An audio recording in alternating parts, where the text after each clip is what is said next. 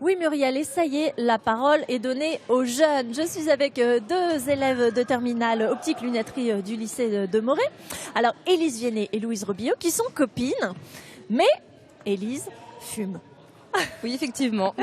Est-ce que vous fumez beaucoup? Depuis combien de temps? Juste pour avoir Ça une idée. fait 5 ans que je fume, j'en suis à 5-6 cigarettes par jour. D'accord, donc c'est quand même un peu ancré.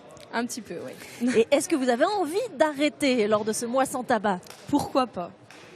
Pour le moment, en arrivant ici, je suis pas motivée à arrêter, mais par après, pourquoi pas arrêter de fumer? Pourquoi vous n'êtes pas motivé? Vous voyez pas les risques? Vous voyez pas l'inconvénient? Non, je vois pas les risques qu'il y a, les conséquences qu'il y a par après au niveau de la cigarette. Ça vous paraît...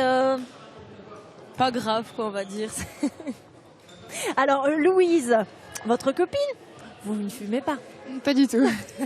Comment vous réagissez quand vous entendez Élise parler de... Bah, je me dis que c'est un peu dommage, mais après elle fait ce qu'elle veut. Mais bon, enfin, si elle n'en a pas encore eu les conséquences, bah, tant pis. Qu'elle reste en bonne santé quand même. Qu'est-ce que vous faites? Est-ce que vous pensez que vous avez un rôle à jouer pour l'aider à prendre conscience? Peut-être un petit rôle, mais très minime, comme pas les accompagner quand elles fument, comme ça les dissuade un petit peu, mais... De sortir sous la neige, c'est voilà, ça? sortir sous la neige dans le froid, c'est pas mon truc, mais voilà, c'est un tout petit rôle quand même. Mais bon, si on peut le faire. Ça vous fait un peu de peine ou ça vous agace ou qu'est-ce que parfois... Bah, moi, j'aimerais juste pas mettre mon argent dans les cigarettes, mais bon, c'est pas grave. Oui, c'est une notion importante, ça, quand même. Ça vous coûte combien? Après, moi, en sachant que j'ai une paye, on va dire que du moins, je le vois pas vraiment passer sur le compte, je le vois pas passer, quoi. Ouais, c'est un peu ça. Est-ce que vous pensez que dans ces 2 journées ici, donc d'activités sportives ici au Centre Belsin, d'ateliers, de défis collectifs, vous allez pouvoir vous épauler ou en discuter? Qu'est-ce que vous... Pourquoi pas, ouais, je pense qu'après c'est une bonne journée pour en parler et ouais. Je pense que ouais, c'est possible. Vous vous laissez un peu la possibilité quand même, vous n'êtes pas fermé. Oui. Catherine Delorme, vous êtes à nos côtés la directrice de l'association Pélia Passerelle 39, donc, qui est dans la prévention et l'accompagnement des jeunes consommateurs, notamment en addictologie. On voit bien qu'on n'est pas ici sur des sanctions morales, sur la condamnation, sur le jeu. C'est important cette notion, c'est un peu nouveau quand même. Alors, ça peut paraître un peu nouveau, mais ça fait quand même quelques années qu'on y travaille. Alors, c'est vrai que la prévention en France a malheureusement pris beaucoup de retard, mais c'est exactement les ressorts qui fonctionnent. Hein. C'est-à-dire que on a fait l'expérience d'un discours qui serait uniquement basé sur la sanction, uniquement basé sur la morale ou sur des préjugés, et qui sont en fait loin des préoccupations des jeunes, qui sont en fait loin de leurs préoccupations actuelles.